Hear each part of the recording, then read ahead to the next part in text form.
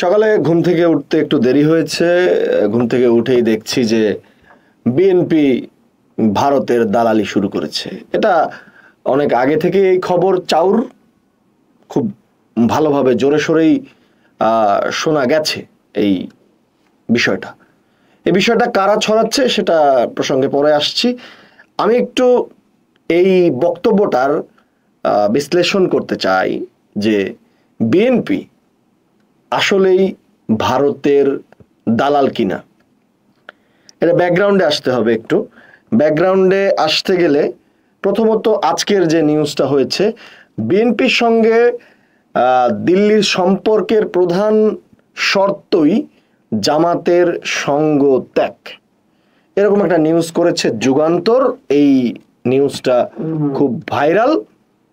যদিও মানে আমি নিউজটা পড়লাম, নিউজের অভ্যন্তরে যে কথাগুলো লেখা আছে টাইটেলের সাথে খুব বেশি মিল পাওয়া যায়নি। এখানে বিএনপিকে যেভাবে এই নিউজটার জন্য বা এই টাইটেলটার জন্য বা এই ফটো কার্ডটার জন্য অ্যাকিউজড করা হচ্ছে, আদতে বিএনপি যে ভারতের পক্ষে কিছু বলেছে বা ভারতকে আশ্বাস টাশ্বাস দিয়েছে অনেক, এরকম কোনো স্টেটমেন্ট ওখানে পাওয়া যায়নি। মানে ভারতের পক্ষ থেকে চাহিদা, এটা এটা ভারতের চাহিদা, দ্যাটস ইট। ভারতের চাহিদা, ভারত চাহিদা করতেই পারে বিএনপির উপরে, কিন্তু বিএনপি কি করেছে, বিএনপির পক্ষ থেকে কোনো স্টেটমেন্ট আছে কিনা, এটা হচ্ছে বড় ব্যাপার। এরপরে আরেকটা নিউজ আমি দুয়ে দুয়ে চার হয় সেই নিউজটা মিলালে, সেটা হচ্ছে কয়েকদিন আগে এই নিউজটা করেছে আরেকটা পত্রিকা, নাম তার সমকাল। সমকাল লিখেছে যে ভারতের ভরসা বিএনপি, ভারতের ভরসা বিএনপি। বাংলাদেশে আসলে তাদের যে একই পাত্রে সব ডিম রাখা, এরকম যে একটা তথ্য শোনা যায়, সেই জায়গা থেকে তারা তো একই পাত্রে সব ডিম রেখেছে। এখন সেই জায়গা থেকে এখন নতুন করে তারা বিএনপির উপরে হয়তো ভরসা দেখতেই পারে। এটা আমি তো এখন যদি বলি যে আমি জামায়াতের আমির উপরে ভরসা দেখছি ভারতের, সেটা আমি বলতেই পারি বা ভারত বলতেই পারে। তো বিএনপি আসলে ভারতের ভরসার জায়গা হয়ে উঠছে কিনা, এটা হচ্ছে মূল আমাদের টকিং পয়েন্ট।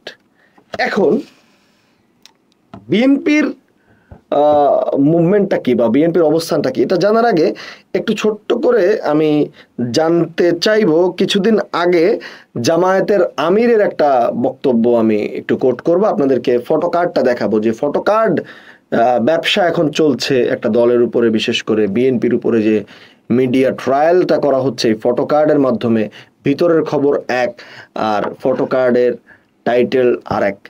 এই ফটো কার্ডে দুই তিনটা ফটো কার্ড আমি একটু দেখাতে চাই আপনাদেরকে। এর মধ্যে একটা ফটো কার্ড হচ্ছে এটা আমিরে জামায়াত ইসলামের আমির জনাব ডক্টর শফিকুর রহমান, তিনি বলেছেন যে ভারতের সাথে সুসম্পর্ক চায় জামায়াত।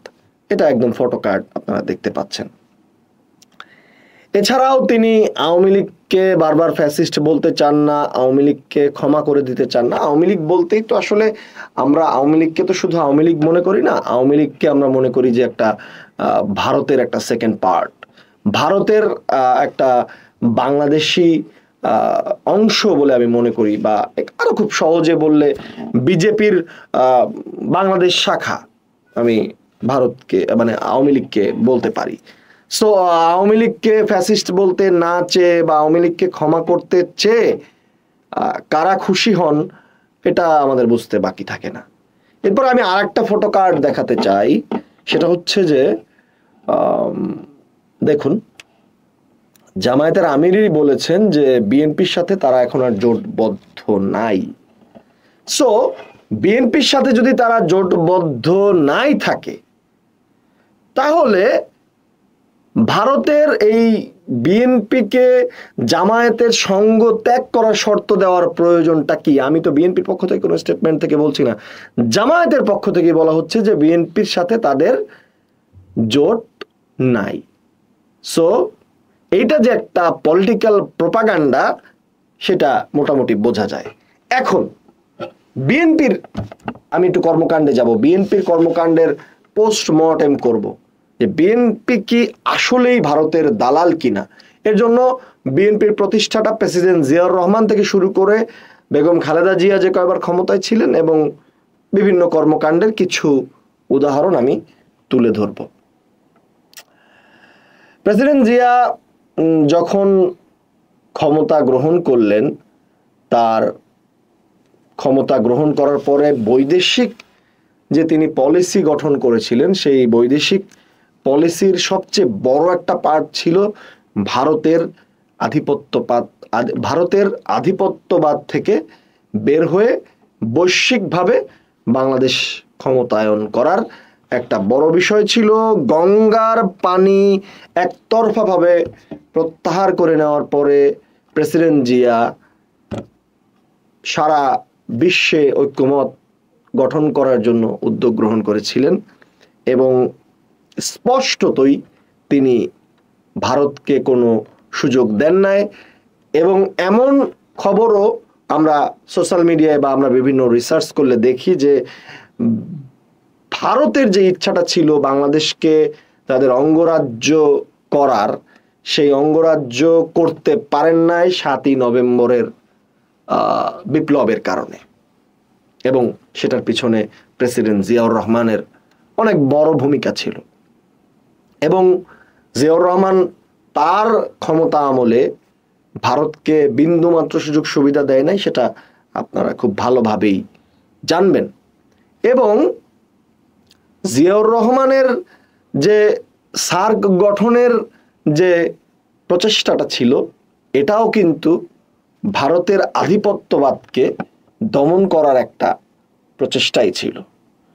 আমরা একটু পরে যাব, এরপরে আবার তারই সুযোগ্য সহধর্মিণী বেগম খালেদা জিয়া তিনি কি করেছেন তার একটা স্টেটমেন্ট আমি কোট করতে চাই। দেশের অনেক বন্ধু আছে, প্রভু কেউ নয়। এবং বিএনপির পক্ষ থেকে একটি কথা বারবার আমরা দেখেছি কোট করতে, নতজানু পররাষ্ট্রনীতি বর্জন।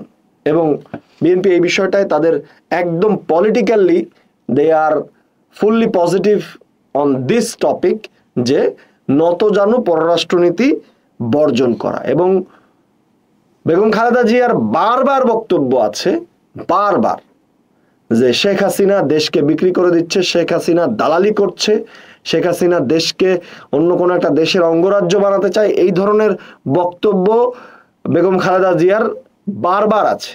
এবং তিনি বলেছিলেন যে ওদের হাতে গোলামির জিঞ্জির, আমাদের হাতে স্বাধীনতার পতাকা। এবং ভারতের বহু নানা কুটচালে তিনি পা দেননি, এরকম অনেক উদাহরণ আছে। এরপরে পরবর্তীতে যেটা হলো যে ভারতের সাথে যদি বিএনপি সমঝোতাই করত, তাহলে ভারতের যে বিজেপির এই বাংলাদেশ চ্যাপ্টার, আওয়ামী লীগ এতদিন বিএনপিকে ক্ষমতার বাইরে রাখতে পারত না। এটা এই যে নির্যাতন নিপীড়ন, সেটা শুধুমাত্র বিএনপি ভারতের সাথে কোনোদিন আতাত করে নাই বলে, আমি বলছি না যে জামাত আতাত করেছে, কারণ জামাতের উপরেও নির্যাতন হয়েছে। জামাতের আতাত করার কোনো এ ধরনের কোনো প্রোপাগান্ডাও আমরা দেখতে পাই না। আমি জামাতকে আতাত করছে সেটাও বলিনি। বিএনপি যদি ভারতের সাথে আতাত করতই, তাহলে গৃহপালিত বিরোধী দল হয়ে ক্ষমতায় আওয়ামী লীগের ক্ষমতাকে প্রলম্বিত করার সুযোগ নিতে পারত, সরকারে যাওয়ার সুযোগ ছিল। এটা ভারতের পক্ষ থেকেই অনেক প্রস্তাব দেওয়া হয়েছে। আমরা দেখেছি স্বৈরশাসক এরশাদ ভারতের প্ররোচনায় পড়ে আওয়ামী লীগের সাথে নির্বাচন করেছে, কিন্তু বিএনপি তো সেই ফাঁদে পা দেয়নি। এরপরে 5ই আগস্ট যখন আওয়ামী লীগের পতন হয়ে গেল, শেখ হাসিনা পালিয়ে গেল, এরপরে বিএনপির কিছু কর্মসূচি বা কিছু কর্মকাণ্ড নিয়ে প্রশ্ন তুলতে চাই না, মানে বলতে চাই। কারণ এই 5ই আগস্টের পরেই তো জোরে সোরে বলা হয়েছে যে বিএনপি ভারতমুখী হয়ে গেছে। খুব সাদা চোখে বা খোলা চোখে বিএনপি ভারতমুখী হয়ে গেছে এরকম কোনো নিউজ, এরকম কোনো বক্তব্য, বিএনপির এরকম কোনো স্টেটমেন্ট আমি খুঁজে পাইনি। বাট আমি যেটা খুঁজে পেয়েছি সেটা একটু আপনাদেরকে বলতে চাই। আগরতলায় বাংলাদেশি সহকারী হাইকমিশন অফিসে হামলা হয়েছে। সেই হামলার প্রতিবাদে 8ই ডিসেম্বর বিএনপির 3টি সংগঠন জাতীয়তাবাদী যুবদল, স্বেচ্ছাসেবক দল এবং ছাত্রদল 8ই মার্চ তারা পদযাত্রা করে ভারতীয় হাই কমিশনে স্মারকলিপি প্রদান করে এবং ঠিক তার 2-3 দিন পরে 11ই মার্চ ব্রাহ্মণবাড়িয়ার আখাউড়া সীমান্তে এই একই 3টি সংগঠন একটি বিশাল, শুধু বিশাল বললে ভুল হবে, সুবিশাল একটি লং মার্চ কর্মসূচি করে। এটা নিশ্চয়ই ভারতের মিডিয়া এসব দেখেনি, কারণ বিএনপি গোপনেই করেছে নিশ্চিত। সো হয়তো এটা ভারতের মিডিয়া এসব দেখেনি। এরপরে আরো একটি, এটা খুব বড় স্টেটমেন্ট, বিএনপি যে ভারতের দালাল সেটা প্রমাণ করতে এটা খুব বড় স্টেটমেন্ট। এই বছরের 17 এবং 18 তারিখ বিএনপি তিস্তা পারে তিস্তা বাঁচাও আন্দোলন নামে একটি সংগঠনের পক্ষ থেকে রুহুল কুদ্দুস তালুকদার দুলুর আয়োজনে এখানে 17 এবং 18 ফেব্রুয়ারি 130 কিলোমিটার এলাকা জুড়ে বিএনপির একটি বিশাল আয়োজন হয়েছে এবং যেটার মাধ্যমে 48 ঘন্টা বিএনপি অবস্থান কর্মসূচি পালন করেছে এবং সেই অবস্থান কর্মসূচি থেকে বিএনপির মহাসচিব এবং মির্জা ফখরুল ইসলাম আলমগীর এবং বিএনপির ভারপ্রাপ্ত চেয়ারম্যান জনাব তারেক রহমান তারা ভারতের দালালি করে বেশ কিছু হুঙ্কার দিয়েছেন। তারা ভারতের দালালি করে বলেছেন যে আমরা যদি তিস্তার পানি না পাই তাহলে আমরা জাতিসংঘের কাছে যাব, বৈশ্বিকভাবে ঐক্যমত গড়ে তুলব।